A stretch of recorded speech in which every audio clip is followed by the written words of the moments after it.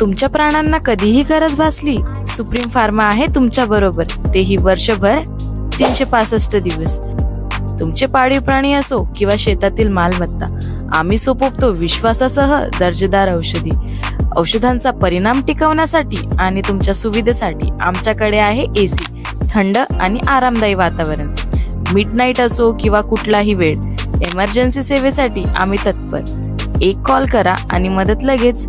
Supreme pharma weight, दिवस रात्र तुमच्या प्राणांची काळजी घेणारे। येथे तुम्हाला मिळणार आहे सगळ्या औषधी एकदम स्वस्त दरात, ते 30 ते 40% डिस्काउंट वर।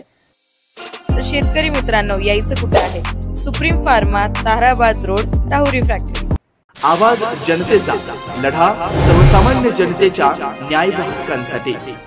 पुढच्या 8 दिवसात तालुक्याला गोड बातमी मिळेल।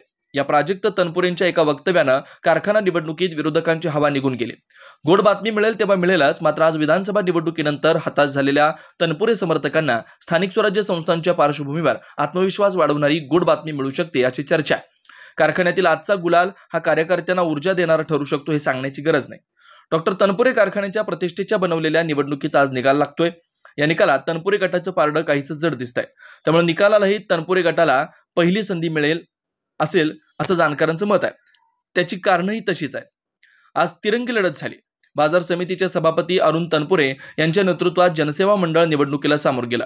शेतकरी विकास मंडळाच्या बॅनरखाली युवा नेते राजूभाऊ शेटे यांनी पॅनल तयार केला, तर अमृत धुमाळ यांनी कारखाना बचाव कृती समिती स्थापन करून निवडणूक लढवली।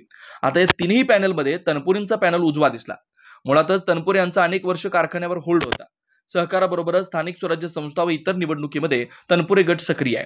कारखान्याच्या निवडणुकीत गटातटात तनपुरे यांना मानणारा एक वर्ग आहे, कार्यकर्त्यांची फौज आहे। ती फौज या निवडणुकीत बाहेर आलेली दिसली।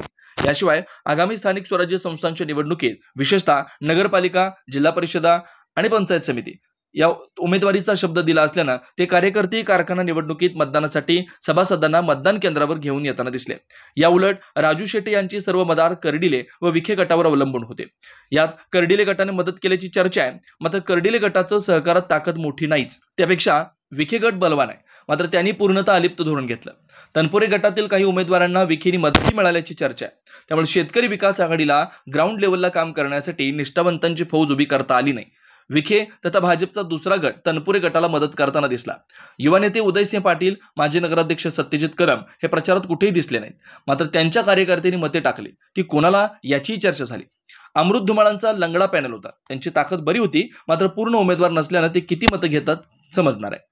नवनवीन घडामोडी आणि सत्य बातमी पाहण्यासाठी आजच आमच्या YouTube चॅनलला सबस्क्राईब करा, शेअर करा आणि लाईक नक्की करा।